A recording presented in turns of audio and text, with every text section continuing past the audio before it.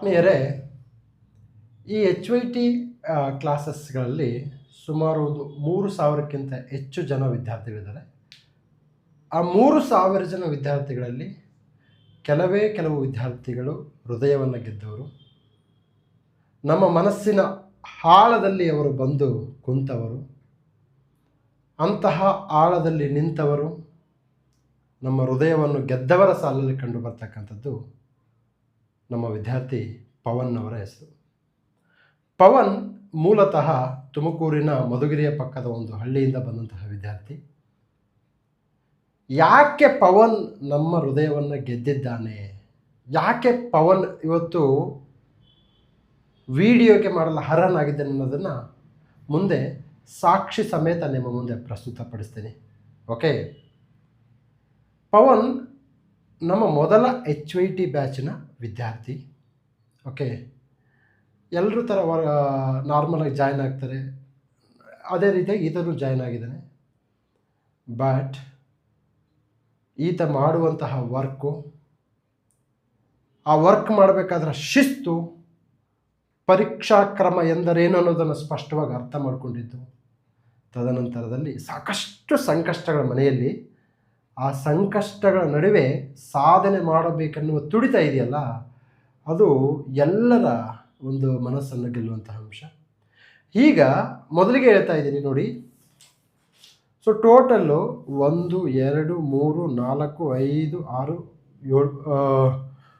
7 book, correct ಅಲ್ವಾ? 7 books ನೋಡಿ. ಈ 7 ಬುಕ್ಸನ್ನು ಎಲ್ಲದರಲ್ಲೂ he has done it. You just see this. ಮೊಘಲರ ಬಗ್ಗೆ ಏನು ಮಾಡಿದ್ದಾರೆ, ಹೋಮ್ವರ್ಕ್ ಮಾಡಿದ್ದಾನೆ. Everything in a PYQ angle. If you see this, KSP, CAPF, CDS, SSC, okay, everything in exam angle, not from academic angle. ಅರ್ಥ ಮಾಡ್ಕೊಳ್ಳಿ. Total ತಮ್ಮ ಕೈಯಿಂದ 7 ಪುಸ್ತಕವನ್ನು ಬರೆದಿದ್ದಾರೆ. ಬರೀ ಬರೆದಿಲ್ಲ ನೋಡಿ, ಇನ್ನೊಂದು ಬರ ಬನ್ನಿ ತೋರಿಸ್ತೀನಿ ನಿಮಗೆ. ಇಲ್ಲಿ ನೋಡಿಪ್ಪ, ಇಲ್ಲಿ ನೋಡಿ,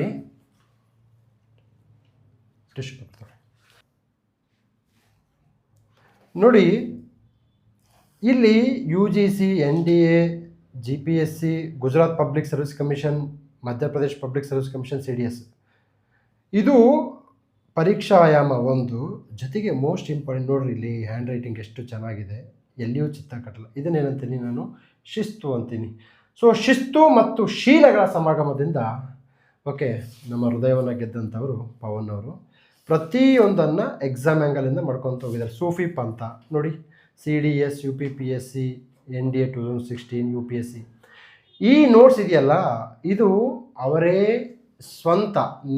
ಸ್ವಂತ ಕ್ರಿಯೇಟ್ ಮಾಡಿದ್ದು. ನಾನು ಕೊಟ್ಟಿರ್ತಕ್ಕಂಥದ್ದು ಗೈಡೆನ್ಸ್. ಸೊ ಅವರೇ ಪ್ಲಾನ್ ಮಾಡಿಕೊಂಡು ಇದನ್ನು ಬರೆದಿರ್ತಕ್ಕಂಥದ್ದು. ಒಟ್ಟು 7 ಪುಸ್ತಕಗಳನ್ನು ಸ್ವಂತ ಕೈಯಾರಿಂದ ಬರೆದಿದ್ದಾರೆ. ಈಗ ಪವನ್ ಅವ್ರನ್ನ ಮಾತಾಡಿಸ್ತಕ್ಕಂತಹ ಸಮಯ. ಪವನ್, HYT ಕ್ಲಾಸ್ ಅಂದರೆ ಏನು ಅನ್ನಿಸ್ತು, ಯಾಕೆ ಜಾಯ್ನ್ ಆಗ್ಬೇಕು ಅನ್ನಿಸ್ತು, ಜಾಯ್ನ್ ಆದಮೇಲೆ ಏನು ಅನ್ನಿಸ್ತು, ಮೊದಲು ಕಾಂಪಿಟೇಟಿವ್ ಎಕ್ಸಾಮ್ಸ್ ಅಂದರೆ ಏನು ಕೊಂಡಿದ್ರಿ, HYT ಜಾಯ್ನ್ ಆದಮೇಲೆ ಏನು ಚೇಂಜ್ ಆಯಿತು? ಸರ್, ಫಸ್ಟ್ ಕಾಂಪಿಟೇಟಿವ್ ಎಕ್ಸಾಮ್ಸ್ ಅಂದರೆ ಒಂದು ಬುಕ್ ಲಿಸ್ಟ್ ಇರುತ್ತೆ, ಬುಕ್ಸ್ ಓದ್ಬಿಟ್ರೆ ಪಾಸ್ ಆಗಿಬಿಡ್ತೀವಿ, ಇದೇ ಮಿಸ್ಕಾನ್ಸೆಪ್ಟ್ ಇರುತ್ತೆ ಸರ್. ಆದರೆ ನಾನು HYT ಜಾಯ್ನ್ ಆದಮೇಲೆ ಗೊತ್ತಾಯಿತು, ಬುಕ್ಕಲ್ಲಿ ಎಲ್ಲ ಓದಬೇಕಾಗಿಲ್ಲ, ಸರ್ಟೈನ್ ಟಾಪಿಕ್ ಫಿಕ್ಸ್ ಆಲ್ರೆಡಿ ಮುಂಚೆನೇ ಫಿಕ್ಸ್ ಆಗಿದೆ, ಇದು ನೋಡ್ಕೊಂಡೋಗು, ಎಕ್ಸಾಮಲ್ಲೂ ಇದೇ ಬರುತ್ತೆ, ಇದನ್ನೇ ಹಾಕೋ. ಯಾವೊಂದೇ ಟಾಪಿಕ್ ಹೇಳಿ, ಯಾವ ಎಕ್ಸಾಮ್ಸಲ್ಲಿ ಪದೇ ಬರ್ತಕ್ಕಂಥ? ಸರ್, ಬುದ್ಧಿಸಮ್ಮು, ಜೈನಿಸಮ್ಮು. ಸರ್, ಎಕ್ಸಾಂಪಲ್ಲು, ಬುದ್ಧಿಸಮ್ ಅವರು ದೇವ್ರನ್ನ ಹೋಗ್ತಾರಾ ಇಲ್ವೋ, ಜೈನಿಸಮ್ ಅವರು ರೆಕಗ್ನೈಸ್ ಮಾಡ್ತಾರಾ ಇಲ್ವೋ, ವರ್ಣ ಸಿಸ್ಟಮ್ ಇವರು ಕಂಡಮ್ ಮಾಡಿದ್ರೋ ಅಥವಾ ಜೈನ ಸಿಸ್ಟಮ್ ಯಾರು ಕಂಡಮ್ ಮಾಡಲಿಲ್ವೋ, ಯಾರು ಎಕ್ಸ್ಟ್ರೀಮ್ ಪಾತ್ ಫಾಲೋ ಮಾಡ್ತಾರೆ, ಯಾರು ಮಾಡ್ರೇಟ್ ಆಗಿದ್ದಾರೆ, ಇದೇ ಕ್ವಶನ್ಸು. ಪಲ್ಲವರಲ್ಲಿ ತಗೊಂಡ್ರೆ ನೀವು ಆರ್ಕಿಟೆಕ್ಚರ್ ಬರುತ್ತೆ, ಅದರಲ್ಲಿ ಮಹೇಂದ್ರ ಶೈಲಿ, ಮಾಮಲ್ಲ ಶೈಲಿ, ಅಪರಾಜಿತ ಶೈಲಿ, ನರಸಿಂಹ ಶೈಲಿ, ಅದಕ್ಕೆ ಎಕ್ಸಾಂಪಲ್ಲು. ನೀವು ತೆಗೆದು ನೋಡಿದ್ರೆ ಆಲ್ಮೋಸ್ಟ್ ಬರೀ ಇದೇ ಕ್ವಶನ್ಸ್ ಸರ್. ಓಕೆ, ಎಲ್ಲಿ ನೋಡಿದ್ರು. ಈಗ KAದವರು INA ಟ್ರಯಲ್ಸ್ ಬಗ್ಗೆ ಕೇಳ್ತಿದ್ದಾರೆ, ಏನು ಅನ್ನಿಸ್ತಾ, ಅದ್ರ ಬಗ್ಗೆ ಏನು ಅನ್ನಿಸ್ತು ಹೇಳಿ ನಮಗೆ. ಸರ್, INA ಟ್ರಯಲ್ಸು ಅದು ಮುಂಚೆಯಿಂದನೂ ಕ್ವಶನ್ ಫಿಕ್ಸ್ ಸರ್. ನೀವು HYT ಅದು ನೋದ್ಕ ಅಂತ ಹೇಳಿದ ತಕ್ಷಣ ನಾನು ಅದ್ರ ಬಗ್ಗೆ ಡೀಟೇಲಾಗಿ ಬರ್ಕೊಂಡಿದ್ದೀನಿ. ಇದ್ರ ಬಗ್ಗೆ ಎಕ್ಸಾಮಲ್ಲಿ ಏನೇ ಕೇಳಿ ಅದು ನನಗೆ ಮಿಸ್ ಆಗೋದೇ ಇಲ್ಲ ಸರ್. ನೋಡಿ, KAದವರು INA ಟ್ರಯಲ್ಸ್ನ 2 ಬಾರಿ ಕೇಳಿದ್ದಾರೆ.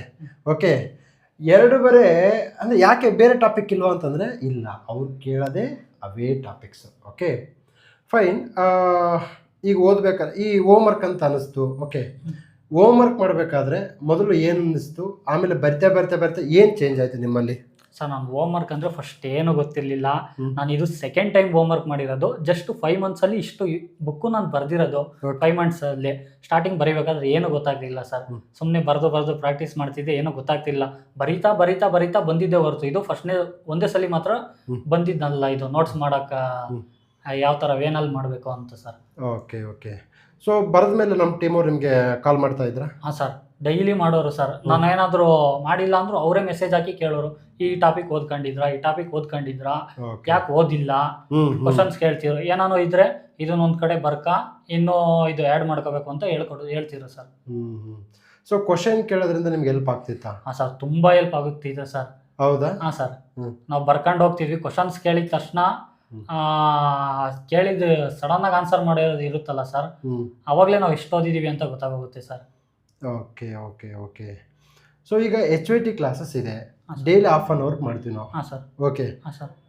ಸೊ ನಿಮಗೆ ಆ ½ ಅನ್ ಅವರು ಸಾಕಾಗುತ್ತಾ ಅಥವಾ 1 ಅವರ್ 2 ಅವರ್? ಸೊ ನಿಮಗೆ ½ ಅನ್ ಅವರೇ ಸಾಕಾ ಅಥವಾ ಡೈಲಿ 2 ರಿಂದ 3 ತಾಸು ಬೇಕಾ? ಸರ್ ½ ಅನ್ ಅವರ್ ಸಾಕು ಸರ್, ಅಷ್ಟೇ ಸಾಕು. ಹೌದಾ? ಹಾಂ ಸರ್. ನೋಡಿ, ನಾನು ಹೇಳಿದಂತಹ ½ ಅನ್ ಅವರ್ ಟಾಪಿಕ್ಸಲ್ಲಿ ತಾವು ಹುಡುಕಿ ಎಕ್ಸಾಮ್ ಆ್ಯಂಗಲಿಂದ ಬರೆಯೋಕ್ಕೆ 2 ಅವರ್ಸ್ ಬೇಕಾಗುತ್ತೆ. Okay. So that is the beauty of this HYT classes. ಏನಕ್ಕೆ ನಾನು ಬರೆಸ್ತೀನಿ ಅಂತಂದರೆ, ಬರೆದ್ರೆ ತುಂಬ ನೆನಪಿರುತ್ತೆ. ಓಕೆ. ಬಹಳಷ್ಟು ಬಾರಿ ಪವನ್ ಅವ್ರಿಗೆ ಸುಮಾರು 100 ಜನ ಕಾಲ್ ಮಾಡ್ಬೋದು ಅನಿಸುತ್ತೆ, ಮಾಡಿದ್ದಾರೆ ಆಲ್ರೆಡಿ. ನೋಟ್ಸ್ ಕೊಡಿ. ನೋಡಿ, ಬೇರೆ ನೋಟ್ಸ್ ತೊಗೊಂಡು ನೀವು ಓದ್ತೀರಂತಂದರೆ ಅದು ವರ್ಕ್ ಆಗಲ್ಲ. ಏನಂತೀರ ಪವನ್? ನನಗಂತೂ ಏನು ಅರ್ಥ ಇಲ್ಲ ಸರ್, ಬೇರೆ ನೋಟ್ಸ್ ಓದಿದ್ದೀನಿ ಅಂದರೆ. ನಿಮ್ಮ ನೋಟ್ಸನ್ನು ನೀವೇ ಕ್ರಿಯೇಟ್ ಮಾಡ್ಕೋಬೇಕು, ಬರೀಬೇಕು. ಓಕೆ. ಸರ್ಚ್ ಮಾಡ್ತಾ ಇದ್ರಲ್ಲ, ಕ್ವಶನ್ ಸರ್ಚ್ ಮಾಡಬೇಕಾದ್ರೆ ನಿಮ್ಮೊಳಗಡೆ ಏನಾಗ್ತಿತ್ತು ಫೀಲಿಂಗು? ಸರ್, ಯಾವ ಥರ ಇದ್ರ ಮೇಲೆ ಕ್ವಶನ್ ಬಂದಿರ್ಬೋದು, ನಾನು ಬರ್ದಿರೋ ಬೇಸಿಕ್ ಕಾನ್ಸೆಪ್ಟ್ಸು ಮತ್ತು ಎಕ್ಸಾಮಿನರು ಇಬ್ರಿಗೂ ಹೊಂದಾಣಿಕೆ ಆಗ್ತಾ ಇದೆಯಾ, ಇಬ್ಬರು ಒಂದೇ ವೇನಲ್ಲಿ ಹೋಗ್ತಾ ಇದ್ದೀವ ಅಂತ ಗೊತ್ತಾಗುತ್ತೆ ಸರ್. Okay, fine. ಈಗ ತಾವು ಹಳ್ಳಿಯಲ್ಲಿದ್ದೀರಿ, ಭಾಳಷ್ಟು ಜನ ಹಳ್ಳಿಯಲ್ಲಿದ್ದರೆ ಪ್ರಿಪ್ರೇಷನ್ ಮಾಡೋಕ್ಕಾಗಲ್ಲ ಅಂತ ಹೇಳ್ತಾರೆ. ನೀವು ಕೃಷಿಯಲ್ಲಿ ಇನ್ವಾಲ್ವ್ ಆಗಿದ್ದೀರ, ಸಾಕಷ್ಟು ವೈಯಕ್ತಿಕ ಒತ್ತಡಗಳಿದ್ದಾವೆ. ಅದರಿಂದ ಆಚೆಗೂ ಬಂದು ಇಷ್ಟು ಪೇಜ್ ನೋಟ್ಸನ್ನು ಅದು ಹುಡುಕಿ ಬರೆದಿರೋದು ಇದು. ನೋಡಿ, ಅರ್ಥ ಮಾಡ್ಕೊಳ್ಳಿ, ಇದು ಕಾಪಿ ಮಾಡಿ ಬರೆದಿರೋದಲ್ರಿ, ಇದು ಹುಡುಕಿ ಬರೆದಿರೋದು. ಟೆಕ್ಸ್ಟ್ ಬುಕ್ ವೆಬ್ಸೈಟ್ಗೆ ಹೋಗಿ ಕ್ವಶನ್ ಹುಡುಕಿ ಅದನ್ನು ಡೈಜೆಷನ್ ಮಾಡಿಕೊಂಡು ಪೇಪರ್ಲಿ ಇಳಿಸೋದು. Yes sir. How you managed? Sir, ಏನು ಮಾಡೋಕ್ಕಲ್ಲ ಸರ್, ನಾನು ನೈಟ್ ಟೈಮ್ ಜಾಸ್ತಿ ಯೂಸ್ ಮಾಡ್ಕೊಳ್ತಿದ್ದೆ. ಯಾಕೆಂದರೆ ನೈಟ್ ಹೊತ್ತು ಏನು ಡಿಸ್ಟರ್ಬೆನ್ಸ್ ಇರಲ್ಲ. ಅದರಿಂದ ನೈಟ್ 2 ಗಂಟೆವರೆಗೂ ಆದರೂ ನಾನು ಯೂಸ್ ಮಾಡ್ಕೊಂಡು ಬರೀತಿದ್ದೆ ಸರ್. ಓಕೆ. ಎಸ್, ಈಗ ನಾವು ಸಬ್ಜೆಕ್ಟ್ ಕಡೆ ಬರೋಣ. Geography subject.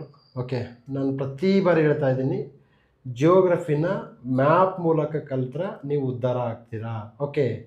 ಸೊ ಮ್ಯಾಪನ್ನು ಡ್ರಾ ಮಾಡೋದು ಕಲ್ತ್ಕೊಂಡ್ರೆ ನಿಮಗೆ retention and remembering capacity is going to become very very high.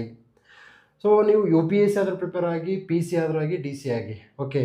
UPSC ಅಂದರೆ ದೊಡ್ಡವರು, PC ಅಂದರೆ ಚಿಕ್ಕವರಿಲ್ಲ. Everyone should draw the diagrams. Okay. Pavan ಹೇಳಿ, ಡಯಾಗ್ರಾಮ್ಸ್ ಹಾಕ್ತಾ ಇದ್ದೀರಾ? ಇಲ್ಲಿ ನೋಡಿ, ಇವರು ಡಯಾಗ್ರಾಮ್ಸ್ ಹಾಕಿದ್ದಾರೆ. Just see the beauty. Okay. ಈ ಸಿಂಧೂ ನದಿ ಬಗ್ಗೆ ಎಷ್ಟು ಚೆನ್ನಾಗಿ ಹಾಕಿದ್ದಾರೆ ಅಂತಂದರೆ, ಓಕೆ, ಇಲ್ಲಿ ನೋಡಿ, ಗಂಗಾ ನದಿನ ಇಲ್ಲೇ ಇಳಿಸ್ಬಿಟ್ಟವ್ರು, ಒಂದೇ ಪೇಜಲ್ಲಿ ಇಳಿಸ್ಬಿಟ್ಟವ್ರೆ. ಓಕೆ. ಗಂಗಾ ನದಿನ ಒಂದೇ ಪೇಜಲ್ಲಿ ಅದರ ಉಪನದಿಗಳು, ಓಕೆ, ಎಲ್ಲವನ್ನೂ ಇಳಿಸಿರ್ತಕ್ಕಂಥದ್ದು ನಾವು glaciers, Yamunotri. Okay. So this is the beauty. Ayodhya. Okay. So ಇಷ್ಟು ನೀಟಾಗಿ ಮಾಡ್ತಾ ಇದ್ದಾರೆ ಅಂತಂದರೆ that brings professionalism, that brings interest. So Pavan ಹೇಳಿ, ಜಿಯೋಗ್ರಫಿಯಲ್ಲಿ ಮ್ಯಾಪ್ ಆಗಬೇಕಾದ್ರೆ ನಿಮ್ಗೆ ಏನು ಅನ್ನಿಸ್ತು? ಹಾಕಿದ್ಮೇಲೆ ಏನು ಅನಿಸುತ್ತೆ? ಸರ್, ಮ್ಯಾಪ್ ಆಗಬೇಕಾದ್ರೆ ಫೋಕಸ್ಡಾಗಿ ಬರಿತೀವಿ ಸರ್. ಮ್ಯಾಪಿಂದನೇ ಆಲ್ಮೋಸ್ಟ್ ಕವರ್ ಆಗೋಗ್ಬಿಡುತ್ತೆ ಸರ್. ಎಕ್ಸ್ಟ್ರಾ ಕೈಯಾರೆ ಬರೆಯೋದೇನಿರೋಲ್ಲ ಸರ್. PYQs ಮಾತ್ರ ಆ್ಯಡ್ ಮಾಡ್ಕೋಬೇಕಾಗುತ್ತೆ. ಮ್ಯಾಪ್ ಬರೆಯೋದ್ರಿಂದ ತುಂಬ ಅಲರ್ಟಾಗಿ ಬರಿತೀವಿ ಸರ್. ಅದು ಒಂದೇ ಸರಿ ಮೈಂಡಲ್ಲಿ ಕೂತ್ಕೊಬಿಡುತ್ತೆ ಸರ್. ಥಿಯರಿ ಥರ ಓದಬಾರ್ದು ಸರ್ ಜಿಯೋಗ್ರಫಿ. Correct word. ನೋಡಿ, ಅವರು ಭಾಳ ಒಂದು ವರ್ಡ್ ಹೇಳಿದರು, ಫೋಕಸ್ ಆಗುತ್ತೆ. ಅಂದರೆ ಮ್ಯಾಪ್ ಹಾಕೋದ್ರಿಂದ ನಿಮಗೆ ಆ ಏರಿಯಾ ಮೇಲೆ ಫೋಕಸ್ ಆಗುತ್ತೆ. 2025 UPSC ಪ್ರಿಲಿಮ್ಸಲ್ಲಿ ಗಂಗಾ ನದಿಗಳನ್ನು ಎಡದಿಂದ ಬಲಕ್ಕೆ ಮಾಡಿ ಅಂತೇಳಿ ಕೊಟ್ಟಿದ್ದಾರೆ. ಕರೆಕ್ಟಾ? ಹಾಂ ಸರ್. ಓಕೆ. ಸೊ ನೀವೆಲ್ಲರೂ ಸಹ ಏನು ಮಾಡಬೇಕು ಅಂದರೆ ಮ್ಯಾಪ್ ಹಾಕ್ಬೇಕು ಸರ್. ಓಕೆ. ಮ್ಯಾಪ್ ಹಾಕಿಲ್ಲ ಅಂತಂದರೆ ಇಲ್ಲಿ ನೋಡಿ, ಇನ್ನೊಂದು ಬಂದೆ, ಇಷ್ಟು ಚೆನ್ನಾಗಿ ಹಾಕಿದ್ದಾರೆ. ಕ್ವಶನ್ ಕೇಳ್ತಾರೆ ಇಲ್ಲಿ ನೋಡಿ. So Nallamala forest, Venukonda, Palkonda, okay, Seshachalam, Javadi, Shevaroy, Panchamalai, Sirumalai, Mahendragiri, Palani ಬೆಟ್ಟ. ಓಕೆ, ಇಲ್ಲಿ ಕಾರ್ಡಮ್. ಅವ್ರೇನು ಕೇಳ್ತಾರೆ, north to south, south to north ಕೇಳ್ತಾರೆ. ತದನಂತರದಲ್ಲಿ ಇಲ್ಲಿ ಅಜಂತ. ಓಕೆ, ಈ ಎಲ್ಲ ಬೆಟ್ಟಗಳನ್ನು ನೋಡ್ಬೋದು, ಇವೆಲ್ಲವೂ ಬಂದಿದ್ದಾವೆ. ಓಕೆ, ಇಲ್ಲಿ ಬನ್ನಿ. Seshachalam biosphere reserve. Seshachalam biosphere reserve famous for red sanders. Red sanders ಎಕ್ಸಾಮ್ಸ್ಗೆ ಇಂಪಾರ್ಟೆಂಟು, ಬಂದಿದೆ ಸಹ. ಹೌದು, ಪುಷ್ಪ ಫಿಲಮ್ ಇದ್ರ ಬಗ್ಗೆ ಕರೆಕ್ಟ್ ಅಲ್ವಾ? ಹೌದು sir. Red sanders. Sathyamangalam tiger reserves ಎಕ್ಸಾಮ್ಸಿಗೆ ಭಾಳ ಇಂಪಾರ್ಟೆಂಟು. ಓಕೆ, 2-3 ಬಾರಿ ಬಂದಿದೆ ನೋಡಿ. ನಿಮಗೆ ಸತ್ಯಮಂಗಲಂ ಟೈಗರ್ ರಿಸರ್ವ್ ಬಂದು ಹೇಳಲ್ಲ, ನಾನು ಇಂಪಾರ್ಟೆಂಟ್ ನಾನು ಓದಿ ಅಂತ ಹೇಳಲ್ಲ, ಹೇಳುತ್ತಾ? ಇಲ್ಲ ಸರ್. ಮತ್ತು ಯಾರು ಹೇಳ್ತಾರೆ ಸತ್ಯಮಂಗಲಂ ಟೈಗರ್ ರಿಸರ್ವ್ ಇಂಪಾರ್ಟೆಂಟ್ ಅಂತ ಹೇಳಿ? PYQ ಹೇಳುತ್ತೆ, ಕರೆಕ್ಟಾ? Yes sir. ಸೊ ಈಗ ಹೇಳಿ, ಕ್ವಶನ್ಸ್ ರಿಪೀಟ್ ಆಗುತ್ತಾ? ಇಲ್ಲ ಸರ್, ಕಂಪ್ಲೀಟ್ ಎಕ್ಸಾಮ್ ಮುಂಚೆನೆ ಪ್ರೀ ಡಿಟರ್ಮೈಂಡ್ ಅಂತ ನಾನು ಹೇಳ್ತೀನಿ ಸರ್. ನಾನು ಅದನ್ನೇ ಎಕ್ಸಾಮ್ ಕ್ವಶನ್ ಪೇಪರ್ ಔಟ್ ಆಗಿದೆ, ಔಟ್ ಆಗುತ್ತೆ ಅಂತಲೂ ಹೇಳ್ತಾ ಇದ್ದೀನಿ, ಕರೆಕ್ಟಾ? Yes sir. ಸೊ ಮೊದಲೇ ಕ್ವಶನ್ ಪೇಪರು ಔಟ್ ಆಗುತ್ತೆ ಅನ್ನೋದಕ್ಕೆ ಇದು ಎಕ್ಸಾಂಪಲ್. ಈಗ ನೋಡಿ, ಯಾಕೆ ಅವರು ಪದೇ ಪದೇ ಮೆಕ್ಕಲ್ಮಣ್ಣನ್ನೇ ಕೇಳ್ತಾರೆ? Because that is HYT. Yes sir, no? Yes sir. S.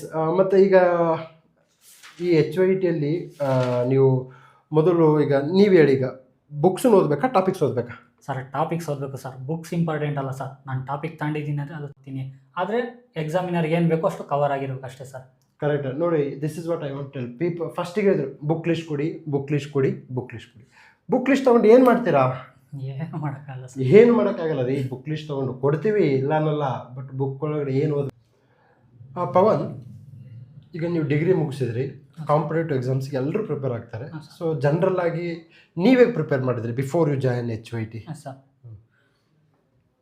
ಹೇಗೆ ಮಾಡಿದ್ರಿ ಪ್ರಿಪ್ರೇಷನ್? ಸರ್, ನಾನು ಸ್ಟಾರ್ಟಿಂಗು ಡಿಗ್ರಿ ಆದಮೇಲೆ ಏನು ಮಾಡಬೇಕು ಅಂತ ಗೊತ್ತಾಗಿಲ್ಲ. ಕಾಂಪಿಟೇಟಿವ್ ಎಕ್ಸಾಮಿಗೆ ಪ್ರಿಪೇರ್ ಆಗೋಣ ಅಂತ ನೋಡಿದೆ. ಯೂಟ್ಯೂಬಲ್ಲಿ ಎಲ್ಲರೂ ಹೇಳ್ತಿದ್ರು DSCRT ಓದ್ರಿ, NCRT ಓದ್ರಿ, ಒಂದೊಂದು ಸಬ್ಜೆಕ್ಟಿಗೆ ಒಂದೊಂದು ಅದರ್ ಬುಕ್ಸ್ ಓದ್ರಿ ಅಂತ. ನಾನು ಓದ್ತಿದ್ದೆ ರ್ಯಾಂಡಮ್ ಆಗಿ, ಏನೂ ಅರ್ಥ ಆಗ್ತಾ ಇರಲಿಲ್ಲ. ಅದಾದ ನಂತರ ನೀವು ಒಂದು 3 ಮಂತ್ಸ್ ಆದಮೇಲೆ HYT ಕ್ಲಾಸು ಅಂತ ಸ್ಟಾರ್ಟ್ ಮಾಡಿದ್ರಿ. ನಾನು ನಮ್ಮ ಬ್ರದರ್ನ ಕೇಳಿದ ತಕ್ಷಣ ಇಮಿಡಿಯೇಟಾಗಿ ಶಾಂತಪ್ಪ ಸರ್ ಆದರೆ ಕಣ್ಣು ಮುಚ್ಕೊಂಡು ಜಾಯ್ನ್ ಆಗು ಅಂತ ಹೇಳಿದ್ರು. ನಾನು ಅದಾದಮೇಲೆ ಜಾಯ್ನ್ ಆದೆ, ವರ್ಕ್ ಮಾಡ್ತಿದ್ದೆ. ಒಂದು ಸರ್ಟೈನ್ ಟೈಮ್ ಆದಮೇಲೆ ಅದು ವರ್ಕು ಸ್ಟಾಪ್ ಮಾಡಿದೆ. ಅದಾದಮೇಲೆ ನೀವು ಪರ್ಸ್ನಲ್ಲಾಗಿ ಕೇರ್ ತಗೊಂಡು ಸರ್ ಅದು ಫೋನ್ ಮಾಡಿ, ಇಲ್ಲ ವರ್ಕ್ ಮಾಡಲೇಬೇಕು, ಇಲ್ಲಾಂದರೆ ಕ್ಲಿಯರ್ ಆಗಲ್ಲ ಅಂತ ಹೇಳಿದ್ರಿ. ನಾನು 6 ಮಂತ್ಸ್ HYT ಕ್ಲಾಸ್ ಮುಗಿಸ್ಕೊಂಡು ಬಂದಮೇಲೆ, ಇಲ್ಲ ನೀನು ಕೋಚಿಂಗ್ ಇನ್ನೂ ತುಂಬ ಚೆನ್ನಾಗಿ ಅರ್ಥ ಆಗುತ್ತೆ ಅಂತ ಹೇಳಿದ್ರಿ. ನಾನು ಕೋಚಿಂಗು ತಗೊಂಡು 5 ಮಂತ್ಸ್ ಆದಮೇಲೆ ಬಂದಿದ್ದೀನಿ. ತುಂಬ ಚೆನ್ನಾಗಿ ಅರ್ಥ ಆಯಿತು ಸರ್. ಈಗ ಎಕ್ಸಾಮಿಗೆ ಏನು ಕೇಳ್ತಾರೆ ಅಂತ ಚೆನ್ನಾಗಿ ಅರ್ಥ ಆಯಿತು ಸರ್. ನೋಡಿ, ಪವನ್ ಹೇಳುವ ಪ್ರತಿಯೊಂದು ಮಾತಿನಲ್ಲಿ ಸತ್ಯ ಮತ್ತು ಅನುಭವದ ತೀವ್ರತೆ ಇದೆ. ಫಸ್ಟ್ ಅವ್ರು ಹೇಳ್ತಾ ಇದ್ರು, ಎಲ್ಲರೂ ಹೇಳ್ತಾರೆ DSCRT ಬುಕ್ಸ್ ಓದು, NCRT ಬುಕ್ಸ್ ಓದು. ಹೌದು, ಓದಬೇಕು, ಇಲ್ಲ ಅನ್ನಲ್ಲ, ಬಟ್ ಅದರಲ್ಲಿ ಏನು ಓದಬೇಕು, ಅರ್ಥ ಆಗ್ತಿದೆಯಾ ನಿಮಗೆ? ಓಕೆ, ನೀವು ಯಾವುದೇ ಎಕ್ಸಾಮ್ಸ್ ಪ್ರಿಪೇರ್ ಆಗಿರಪ್ಪ, ನೀವೇನಾದರೂ ತುಂಬ ಹೈಲಿ ಸರ್ ಎಂ ವಿಶ್ವೇಶ್ವರಯ್ಯ ಎಷ್ಟು ಬುದ್ಧಿವಂತರಿದ್ದರೆ ಬೇಡ, ನಾವು ಅವ್ರು ಬೇಕಾಗಲ್ಲ ನಾನು. ಓಕೆ, ಫಸ್ಟ್ ಆ್ಯಂಡ್ ಫಾರ್ಮೋಸ್ಟ್ ನೀವು ಸುಮ್ಮನೆ ಸ್ಟೇಟ್ ಬುಕ್ಸ್ ಓದಬೇಡಿ. Have a good idea. ಈಗ ನಿಮಗೆ ಸೈಕ್ಲೋನ್ಸ್ ಹೇಗುಂಟಾಗುತ್ತೆ, ರೆಪೋ ರೇಟು ಇನ್ಫ್ಲೇಷನ್ಗೂ ಲಿಂಕ್ ಏನು, ಡಿವ್ಯಾಲ್ಯೂಯೇಷನ್ ಆ್ಯಂಡ್ ಡಿಪ್ರಿಸಿಯೇಷನ್ಗೆ ವ್ಯತ್ಯಾಸ ಏನು, ನಿಮಗೆ ಪಾವತಿ ಶುಲ್ಕನ ಕೊರತೆ ಅಂದರೆ ಏನು, ಯಾವ ಗೊತ್ತಿಲ್ಲ ಅಂತ ಅಂದರೆ ನೀವು 100 ಬಾರಿ ಎಕನಾಮಿಕ್ಸ್ ಹೋದರೂ ಎಕ್ಸಾಮ್ಸ್ ಕ್ಲಿಯರ್ ಆಗಲ್ಲ. Point number 1, he has told it. Second point, most important, coaching ತಗೊಂಡ್ಮೇಲೆ ಇನ್ನೂ ಪರ್ಫೆಕ್ಟ್ ಆದಂಥದ್ದು, ದಟ್ ಈಸ್ ಟ್ರೂ. ನೀವು ಕನ್ನಡ ಮಾಧ್ಯಮ, ಗ್ರಾಮೀಣ ಹಿನ್ನೆಲೆ, ಕೃಷಿ ಪರಂಪರೆ, ಹೈದರಾಬಾದ್ ಕರ್ನಾಟಕ, ಹಳ್ಳಿ ಭಾಗದಿಂದ ಬಂದಿರಿದ್ರೆ ಕೋಚಿಂಗ್ ತೊಗೊಳ್ಳಿಯಪ್ಪ. We are going to start offline and online coaching centre from PC to DC through HYT ಮಾಡಲ್ಲ. ಸರ್ ನಿಮ್ಮ ಹತ್ರ ಮಾತ್ರ ತೊಗೋಬೇಕಾ? ನೋ, ಎಲ್ಲಾದರೂ ತೊಗೊಳ್ಳಿ. ಶಾಂತಪ್ಪ ಸರ ಗೈಡ್ ಇರೋದಾ? ಇಲ್ಲ, ಯಾರಾದರೂ ಗೈಡ್ ತೊಗೊಳ್ಳಿ. This what I tell in every classes, right? ಇದು ಸುಳ್ಳು. ಶಾಂತಪ್ಪ ಸರ್ ಒಬ್ಬರೇ ಇದ್ದಾರೆ, ಶಾಂತಪ್ಪ ಸರ್ ಹತ್ರ ಹೋದ್ರೆ ಮಾತ್ರ ಕ್ಲಿಯರ್ ಆಗುತ್ತೆ, ಸುಳ್ಳು. ನನ್ನಂತಹ ಜನರು ಅನೇಕ ಇದ್ದಾರೆ, ನನಗಿಂತ ಪ್ರತಿಭಾವಂತರಿದ್ದಾರೆ ಈ ಫೀಲ್ಡಲ್ಲಿ. ಓಕೆ, ಅದರಲ್ಲಿ ಏನು ಡೌಟೇ ಇಲ್ಲ. ಸೊ ಇದು ಎಕ್ಸಾಮ್ ಮೆಥಡಾಲಜಿ. ಓಕೆನಾ? HYT ಜಾಯ್ನ್ ಆದಮೇಲೆ ನಿಮ್ಮ ಮೆಥಡಾಲಜಿ ಹೇಗೆ ಚೇಂಜ್ ಆಯಿತು? ಸರ್, ಎಕ್ಸಾಮ್ ಅಂದರೆ ಇದೆ ಅಂತ ಟು ಬಿ ಪಾಯಿಂಟ್ ಗೊತ್ತಾಯಿತು ಸರ್. ಓಕೆ. ಸೊ ಎಕ್ಸಾಮ್ ಅಂದರೆ ಇದನ್ನು ಓದಬೇಕು, ಇದನ್ನು ಓದಬಾರ್ದು. ಓಕೆ ಅಷ್ಟೇ ಸರ್. ಈಗ ಭಾಳಷ್ಟು ಜನ 3 ವರ್ಷ 4 ವರ್ಷದಿಂದ ಓದ್ತಾನೆ ಇರ್ತಾರೆ, ಅಪಾಯಿಂಟ್ ಆಗ್ತಿರಲ್ಲ ಸಹಜವಾಗಿ. ಓಕೆ, ಸೊ ನೀವು ಅದೇ ದಾರಿಯಲ್ಲಿ ಇದ್ದೀರಾ. ಓಕೆ, ನಾನು ಪ್ರತಿಯೊಬ್ಬರಿಗೂ ಹೇಳ್ತಾ ಇರ್ತೀನಿ, ಏನಪ್ಪ ಅಂತಂದರೆ ಗುರು ಪ್ಲಸ್ ಗುರಿ, ಭೀಮನ ಶಕ್ತಿ, ಕೃಷ್ಣನ ಯುಕ್ತಿ. ಈ ಶಕ್ತಿ ಮತ್ತು ಯುಕ್ತಿಗಳು ಇದಾಗಬೇಕು. ಓಕೆ, ಅವೆರಡರ ಸಮಾಗಮದಿಂದ ನೀವು ಸಾಧನೆ ಮಾಡಲು ಸಾಧ್ಯ. ಸೊ ಓವರಾಲ್ ಆಗಿ ಓದುವ ಕ್ರಮ ಮತ್ತು HYTಯಿಂದ ನೀವು ಏನೇನು ತಿಳಿದುಕೊಂಡ್ರಿ ಪಾಯಿಂಟ್ ವೈಸ್ ಹೇಳ್ಬಿಡಿ ಓವರಾಲ್ ಆಗಿ. ಸರ್ ಓವರಾಲ್ ಆಗಿ ಫಸ್ಟ್ ಏನು ಅಂದರೆ, ಒಂದು ನಮಗೆ ಚಾಪ್ಟರ್ ಇಂಪಾರ್ಟೆಂಟ್ ಅಲ್ಲ, ಯಾವ ಬುಕ್ ಲಿಸ್ಟ್ ಅನ್ನೋದು ಇಂಪಾರ್ಟೆಂಟ್ ಅಲ್ಲ. ನಂಬರ್ 1 ಕಾನ್ಸೆಪ್ಟ್ ತಗೋಬೇಕು. ಅದ್ರ ಬೇಸಿಕ್ ಏನಾಯ್ತು ಅದನ್ನ ಬರ್ಕೋಬೇಕು. PYQs ನ ಆ್ಯಡ್ ಮಾಡ್ಕೋಬೇಕು. ಅದು ಸರ್ ಯಾವತ್ತೇ ಆಗಲಿ ಪ್ಯಾಸಿವ್ ಆಗಿ ಪ್ರಿಪ್ರೇಷನ್ ಮಾಡಬಾರ್ದು ಸರ್. ಸುಮ್ಮನೆ ಪ್ಯಾಸಿವ್ ಅಂದ್ರೆ ಸರ್ ನಾನು ಜಸ್ಟ್ ಒಂದು ಆ ಥರ ಬುಕ್ ತಗೊಂಡೆ ಓದ್ಕೊಂಡು ಹೋದೆ ಮಾರ್ಕ್ ಮಾಡ್ಕೊಂಡು ಹೋದ್ರೆ ಆಗಲ್ಲ ಸರ್. ಅದು ಸರ್ ಇವ್ರು ಹೇಳಿದ್ದು ಭಾಳ ಇಂಪಾರ್ಟೆಂಟು. ಅಂದರೆ ಆ ಥರ ಬುಕ್ ತೊಗೊಂಡೆ ಓದ್ಕೊಂಡು ಹೋದೆ ಅಂದರೆ ಆಗಲ್ಲ, ಅದು ಪ್ಯಾಸಿವ್ ಸ್ಟಡಿ ಅಂತಾರೆ. ಹಂಗಾರೆ ಆ್ಯಕ್ಟಿವ್ ಹೇಳಿ, ಏನಂದ್ರೆ ಆ್ಯಕ್ಟಿವ್ ನೀವು ಹೇಳ್ತೀರಾ ಸರ್, ಈ ಕಾನ್ಸೆಪ್ಟ್ ಬರುತ್ತೆ ಅಂದರೆ ಆ ಕಾನ್ಸೆಪ್ಟ್ ನೀಟಾಗಿ ಓದಿ ಒಂದು ಕಡೆ ಬರ್ಕೊಂಡು PYQ ಆ್ಯಡ್ ಮಾಡಿದ್ರೆ ಅದೊಂದು ಸರ್. PYQ ಆ್ಯಡ್ ಮಾಡಿದ ತಕ್ಷಣ ಸುಮ್ಮನೆ ಬರೋ ಸರ್, ಮತ್ತೆ ರಿವೈಸ್ ಮಾಡಬೇಕು, ಅಲ್ಲಿಗೆ ಮುಗಿಯುತ್ತೆ ಸರ್. ಓಕೆ, ಈಗ ನಿಮಗೆ ಅನಿಸುತ್ತಾ ಯಾರಾದ್ರೂ ನಮ್ಮನ್ನೊಬ್ಬರನ್ನ ಕ್ವಶನ್ ಕೇಳೋರಿದ್ರೆ ಅನುಕೂಲ ಆಗುತ್ತೆ ಅಂತ ಅನ್ಸುತ್ತೆ ಸರ್? ತುಂಬ ಅನುಕೂಲ ಆಗುತ್ತೆ ಸರ್. ಇಲ್ಲ ಅಂದರೆ ನಾವು ಹೋಗಿದ್ದೇ ದಾರಿ ಆಗೋಗ್ಬಿಡುತ್ತೆ ಸರ್. ನಿಜ ನೋಡಿ, ಇಡೀ ಭಾರತ ಖಂಡದಲ್ಲಿ ಇಟ್ ಇನ್ಕ್ಲೂಡ್ಸ್ ಪಾಕಿಸ್ತಾನ, ನೇಪಾಳ, ಬಾಂಗ್ಲಾದೇಶ್, ಅವೆಲ್ಲ ನಮ್ಮದೇ ಕಂಟ್ರಿ. ಅದೆಲ್ಲ ಬಹುಶಃ ಈ ಹೋಮ್ವರ್ಕನ್ನು ಮಾಡಿಸಿ ತದನಂತರದಲ್ಲಿ ಕ್ವಶನನ್ನು ಕೇಳ್ತಕ್ಕಂತಹ ಪದ್ಧತಿ ನನಗೆ ಗೊತ್ತಿರೋ ಮಟ್ಟಿಗೆ ಶಾಂತ ಮಾರ್ಗ ಅಂದಿರೋದು. ನಿಮ್ಗೆ ಯಾವುದಾದ್ರು ಇನ್ಸ್ಟಿಟ್ಯೂಷನ್ ಗೊತ್ತಿದೆಯಾ? ಗೊತ್ತಿಲ್ಲ sir. So I don't criticise any institution. Everyone is doing good and everyone is doing far more better than Shanta Marga and HYT classes, okay, no doubt. But ನನಗೆ ಅನಿಸುತ್ತೆ ಈ ಫೀಲ್ಡಲ್ಲಿ 10 ವರ್ಷ ನನಗೆ ಅನುಭವ. ಓಕೆ, ಈ 10 ವರ್ಷ ಅನುಭವದಲ್ಲಿ ಏನನ್ನು ಓದಬೇಕು ಏನನ್ನು ಓದಬಾರ್ದು ಅನ್ನೋದು ತುಂಬ ಕ್ಲಿಯರಾಗಿ ನಿಮಗೆ ಗೊತ್ತಿರಬೇಕು. ಅದು ನಿಮ್ಗೆ ಒಬ್ಬರಿಗೆ ಗೊತ್ತಾಗುತ್ತಾ? ಒಬ್ಬರೇ ಓದ್ಕೊಂಡ್ರೆ ಗೊತ್ತಾಗುತ್ತಾ? ಆಗಲ್ಲ ಸರ್, ಗೊತ್ತಾಗಕ್ಕೆ ಚಾನ್ಸೇ ಇಲ್ಲ ಸರ್. ಚಾನ್ಸೇ ಇಲ್ಲ. ಓಕೆ, ನಮ್ದು ಕರೆಂಟ್ ಅಫೇರ್ಸ್ ಇರುತ್ತಲ್ಲಪ್ಪ, ಕರೆಂಟ್ ಅಫೇರ್ಸ್ ಬಗ್ಗೆ. ಸರ್ ಕರೆಂಟ್ ಅಫೇರ್ಸು ನಾನು ಸ್ಟಾರ್ಟಿಂಗು ನಿಮ್ಮ ಕ್ಲಾಸ್ ಜಾಯ್ನ್ ಆಗೋ ಮುಂಚೆ ಒಂದು ಮ್ಯಾಗ್ಝಿನ್ ತಗೊಂಡಿದ್ದೀನಿ ಅಂದರೆ 120 ಪೇಜ್ ಇರುತ್ತೆ ಸರ್. ಫಸ್ಟಿಂದ ಲಾಸ್ಟ್ ಓದ್ಕೊಂಡ್ಬಂದಿದ್ದೀನಿ ಅಂದರೆ ಇಂದು ಕಾನ್ಸೆಪ್ಟ್ ಬಿಡ್ರಿ ಇಂಡೆಕ್ಸಲ್ಲಿ ಏನು ಕೊಟ್ಟಿರ್ತಾರೆ ಅದೇ ಮರ್ತಾಗುತ್ತೆ ಸರ್. ಇವಾಗ ನಾನು 1 ಇಯರ್ ಆದಮೇಲೆ ನಾನು ಒಂದು ಮ್ಯಾಗ್ಝಿನ್ನಲ್ಲಿ 40 ಪೇಜ್ ಸರ್ ಲಾಸ್ಟ್, ಅದ್ರ ಮೇಲೆ ಹೋಗಲ್ಲ ಸರ್. ಹೌದಲ್ವಾ? ಹಾಂ ಸರ್. ಸೊ ಈಗ ಗೊತ್ತಾಗ್ತಿದೆಯಾ ಪ್ರಶಸ್ತಿಗಳಂದ್ರೆ ಯಾವ ಓದಬೇಕು ಸರ್? ಯಾವ ಗೌರ್ಮೆಂಟ್ ಕೊಡ್ತಾವೋ ಅದು ಮಾತ್ರ ಇಂಪಾರ್ಟೆಂಟು ಸರ್. ದತ್ತಿ ಪ್ರಶಸ್ತಿಗಳು ಓದಕ್ಕೆ ಹೋಗ್ಬಾರ್ದು sir. Okay okay okay C ನೋಡಿ, ಇದನ್ನ ಏನಂತಾರೆ ಕಾನ್ಫಿಡೆನ್ಸ್ ಆ್ಯಂಡ್ ಕ್ಲಾರಿಟಿ ಅಂತಾರೆ. ಓಕೆ, ನೀವೇನಾಗುತ್ತೆ ಆ ಪ್ರಶಸ್ತಿ ಈ ಪ್ರಶಸ್ತಿಗಳನ್ನ ಓದ್ಕೊಂತ ಹೋಗ್ಬಿಟ್ರೆ ಪ್ರಶಸ್ತಿಲಿ ಎಂಡ್ ಆಗ್ತೀರಾ. ಓಕೆ, ಸೊ ಮೊದಲು ನ್ಯೂಸ್ ಪೇಪರ್ ಹೇಗೆ ಓದ್ತಿದ್ರೆ ಈಗ ಹೆಂಗೆ ಅನ್ಸುತ್ತೆ ನ್ಯೂಸ್ ಪೇಪರ್ ಓದೋದು? ನಾನು ನ್ಯೂಸ್ ಪೇಪರು ನೀವು ಹೇಳ್ದಾಗಲಿಂದ ಓದೋದೇ ಬಿಟ್ಟಿದ್ದೀನಿ ಸರ್. ನಾನು ಜಸ್ಟ್ ಮ್ಯಾಗ್ಝಿನಿಗೆ ಮಾತ್ರ ಸ್ಟಿಕ್ ಆನ್ ಆಗಿದ್ದೀನಿ. ನೀವೇನು ಕಾನ್ಸೆಪ್ಟ್ ಹೇಳ್ತೀರೋ ಅದನ್ನು ಓದ್ತೀನಿ, ನೀಟಾಗಿ ನೋಟ್ಸ್ ಮಾಡ್ಕೊತೀನಿ, ಅದನ್ನೇ ರಿವೈಸ್ ಮಾಡ್ತೀನಿ, ಅದೇ ಬರುತ್ತೆ ಸರ್. ಟ್ರೂ. ನೋಡಿ, ನಾನು ನಿಮಗೆ ನ್ಯೂಸ್ ಪೇಪರ್ ಓದಲೇಬೇಡಿ ಅಂತೇಳಿ ರೆಸ್ಟ್ರಿಕ್ಷನ್ಸ್ ಹಾಕಲ್ಲ, ಆದರೆ ಓದಬೇಕಾದ್ರೆ ಅದಕ್ಕೊಂದು ಬದ್ಧತೆ ಇರಬೇಕು, ವೈಜ್ಞಾನಿಕತೆ ಇರಬೇಕು. ಏನಕ್ಕೆ ಅಂದರೆ ನ್ಯೂಸ್ ಪೇಪರ್ ಯಾರಿಗೆ ಮಾಡ್ತಾರೆ? ಕಾಮನ್ ಮ್ಯಾನ್ಗೆ. ಓಕೆ, ಸೊ ನಿಮ್ಮನ್ನು ಟಾರ್ಗೆಟ್ ಇಟ್ಕೊಂಡು ಅವರು ನ್ಯೂಸ್ ಪೇಪರ್ ಮಾಡಲ್ಲ. ಸೊ ಸ್ಪೆಷಲಿ ಈಗ AO ಪ್ರಿಪೇರ್ ಆಗ್ತಕ್ಕಂಥವ್ರು ತುಂಬ ಕರೆಂಟ್ ಅಫೇರ್ಸ್ ಓದ್ತಾ ಇರ್ತಾರೆ. That's not required, that much is not required. So ಇದು ಪವನ್ ಅವರ ನಡುವಿನ ಒಂದು ನನಗೆ ತುಂಬ ಮನಸ್ಸನ್ನು ಗೆದ್ದಂಥ ವಿದ್ಯಾರ್ಥಿ. ವಿಶೇಷವಾಗಿ ಅವರ 7 ಪುಸ್ತಕಗಳು ನೋಡಿ ಭಾಳ ಹೆಮ್ಮೆ ಅನ್ನಿಸ್ತು. ಸೊ ಇಂಥವರು ಸಾಧನೆ ಮಾಡ್ತಕ್ಕಂಥವ್ರು. ಓಕೆ, ನಿಮಗೆ ಪ್ರಯತ್ನನೇ ಪಡದೆ ಈ ಕಾಂಪಿಟೇಟಿವ್ ಎಕ್ಸಾಮ್ಸ್ ಬಗ್ಗೆ ಓಕೆ ಬರೀ ಟೀಕೆ ಟಿಪ್ಪಣಿಗಳು ಮಾಡ್ಕೊಂಡು ಹೋದರೆ ನೋಟಿಫಿಕೇಶನ್ ಆಗಿಲ್ಲ ನಿಜ, ಬಟ್ ಆಗುತ್ತಲ್ವಾ? ಒಂದು ಫೈಂಡ್ ಆಗುತ್ತೆ ಸರ್. ತಾಳಿದವನು ಬಾಳಿಯಾನ, ಕರೆಕ್ಟ್ ಅಲ್ವಾ? ಸೊ ಒಂದು 6 months ನಾನು ನಿಮ್ಗೆ ಕೊಡ್ತಾ ಇದ್ದೀನಿ. 6 months ಈ ಥರ ವರ್ಕ್ ಮಾಡಿ. ಓಕೆ, ಅದರ ಒಂದು 6 months ಈ ಥರ ವರ್ಕ್ ಮಾಡಿದ್ಮೇಲೆ ಇದನ್ನು ರಿವೈಸ್ ಮಾಡೋದು ನಿಮ್ಗೆ ಈಸಿನ ಕಷ್ಟನ? ಈಗ ತುಂಬ ಈಸಿ ಸರ್, ಯಾಕಂದರೆ ನಾನೇ ಓನಾಗಿ ಕೈಯಲ್ಲಿ ಬರೆದಿರೋದು, ಎಲ್ಲಿ ಏನೇನೈತೆ ಅಂತ ನನಗೆ ತುಂಬ ಚೆನ್ನಾಗಿ ಗೊತ್ತು ಸರ್. ಕರೆಕ್ಟ್, ಅಂದರೆ ಸ್ವಂತ ಕೈಯಿಂದ ಬರೆದಂತಹ ನೋಟ್ಸ್ ಇದಾಗಿರುವುದರಿಂದ ಈ ರೀತಿಗೆ ರಿವೈಸ್ ಮಾಡೋಕ್ಕೆ ಈಸಿ ಆಗುತ್ತೆ. ಓಕೆ, ಇವ್ರ ನೋಟ್ಸನ್ನು ನೀವು ತಗೊಳ್ಳೋದ್ರಲ್ಲಿ I don't think it gives meaning. Okay, because it is his own effort. ಓಕೆನಾ? ಕ್ವಶನ್ ಪೇಪರು ಟೆಕ್ಸ್ಟ್ ಬುಕ್ ವೆಬ್ಸೈಟಿಂದ ಹುಡುಕಿ ನಿಮಗೆ ಇಂಗ್ಲೀಷ್ ಟಫ್ ಆಗಲಿಲ್ವಾ? ಇಲ್ಲ ಸರ್, ಇಂಗ್ಲೀಷ್ ಟಫ್ ಆಗಲಿಲ್ವಾ? No sir. Okay, English common language ಅಲ್ಲೇ ಇರುತ್ತೆ ಸರ್. ಬೇಸಿಕ್ಲಿ ಯಾವ medium? Kannada medium, English medium? Sir ನಾನು ಅಪ್ ಟು PUC ವರೆಗೂ ಕನ್ನಡ ಮೀಡಿಯಮೇ ಓದಿ ಸರ್. ಸಹಜವಾಗಿ 10th ಕನ್ನಡ ಇದ್ದರೆ ಕನ್ನಡ ಮೀಡಿಯಮೇ ಕನ್ಸಿಡರ್ ಮಾಡ್ತೀನಿ ನಾನು. ಓಕೆ ಸರ್, ನೋಡಿ ಇವರು ಮೊಬೈಲಲ್ಲಿ ಓದಿದ್ದು, ಮೊಬೈಲ ಬುಕ್ ಆ ಥರ ಕಂಪ್ಲೀಟ್ ಮೊಬೈಲಲ್ಲೇ ಸರ್. ನಾನು ಅದಕ್ಕೆ ಪ್ರತಿ ಬಾರಿ ಹೇಳ್ತೀನಿ, don't leave mobile. Okay, so ಈ 7 ಪುಸ್ತಕಗಳನ್ನು ಅವ್ರು ಬರೆದಿದ್ದು ಮೊಬೈಲಿಂದ. Okay, you consider your mobile as a AK-47 that is going to kill any enemies. ಓಕೆನಾ? ಸೊ ಇದು ನಮ್ಮ HYT ತರಗತಿ. HYT ತರಗತಿಗಳೆಂದರೆ ಇದು ಕೋಚಿಂಗ್ ಅಲ್ಲ, ಮಾರ್ಗದರ್ಶನದ ತರಗತಿಗಳು. ಏನು ಓದಬೇಕು, ಏನನ್ನು ಓದಬಾರ್ದು ಅಂತಕ್ಕಂತಹ ತರಗತಿಗಳು. ಮತ್ತು ಪವನು ಇಷ್ಟು ಡೌಟ್ಸನ್ನ ಇಟ್ಕೊಂಡು ಬಂದಿದ್ದಾರೆ, ಸರ್ ಹೇಗೆ ಓದಬೇಕು ಏನಂತೇಳಿ. ಅಂದರೆ this is a professionalism. Okay, ಬೆಳಗ್ಗೆ 12 ಗಂಟೆಗೆ ಬಂದು ಇನ್ಸ್ಟಿಟ್ಯೂಟ್ ಕುಂತ್ಕೊಂಡು ನಾನು ಸಿಕ್ಕಿದ್ದು ಸಾಯಂಕಾಲ 5 ಗಂಟೆಗೆ. ಓಕೆ, ಸೊ ಇದರಿಂದ ಏನಾಗುತ್ತೆ ಅಂದರೆ ಹೇಳಿದ್ರು ಏನಕ್ಕೆ ಬರ್ಕೊಂಬಂದ್ರೆ ಇಷ್ಟು ಡೌಟ್ಸು ಏನು ಮರ್ತು ಬಿಡ್ತು ಅಂತ. ಎಸ್ ಸರ್, ಮತ್ತೆ ನಾನು ಮಾತಾಡ್ಬಿಟ್ಟು ಈ ಪಾಯಿಂಟ್ಸ್ ಕೇಳಬೇಕಿತ್ತು, ಈ ಡೌಟ್ ಕೇಳಬೇಕಿತ್ತು ಅನ್ನೋ ಇದು ಬರಬಾರ್ದು ಸರ್. ಅದಕ್ಕೆ ಏನು ಮಿಸ್ ಆಗ್ದಂಗೆ ನಾನು ಒಂದು ವಾರದಿಂದ ಕೂಕೊಂಡು ಬರ್ಕೊಬಂದಿದ್ದೀನಿ ಸರ್. ಇಷ್ಟೇ. ಇದನ್ನು ಏನಂತೀವಿ ನಾವು ವೃತ್ತಿಪರತೆ ಅಂತೀವಿ. ಓಕೆ, ಇದನ್ನು ನಾವೇನಂತಂದರೆ ಬದ್ಧತೆ, ತನ್ಮಯತೆ, ಡೆಡಿಕೇಶನ್, ಕಮಿಟ್ಮೆಂಟ್, ಪರ್ಶ್ಯೂರೆನ್ಸ್, ಪೇಷನ್ಸ್, ಸ್ವಾನ್. ಓಕೆ, ಅಂದರೆ ಸರ್ ಹತ್ರ ನಾನು ಭಾಳ ದಿವಸ ಮೇಲೆ ಹೋಗ್ತಾ ಇದ್ದೀನಿ, ಮರ್ತು ಬಿಡೋ ಚಾನ್ಸ್ ಇದೆ. ಇಟ್ಸ್ ಕ್ವೈಟ್ ಕಾಮನ್, ಮರ್ತಿದ್ದು. ನೀವು ಸಹ ಭಾಳಷ್ಟು ಫೋನ್ ಮಾಡಬೇಕಾದ್ರೆ ಫೋನ್ ಮಾಡಿದ್ಮೇಲೆ ನಿಮ್ಗೆ ಏನು ಕೇಳ್ಬೇಕು ಅನ್ನೋದು ಮರ್ತು ಹೋಗ್ತೀರಾ.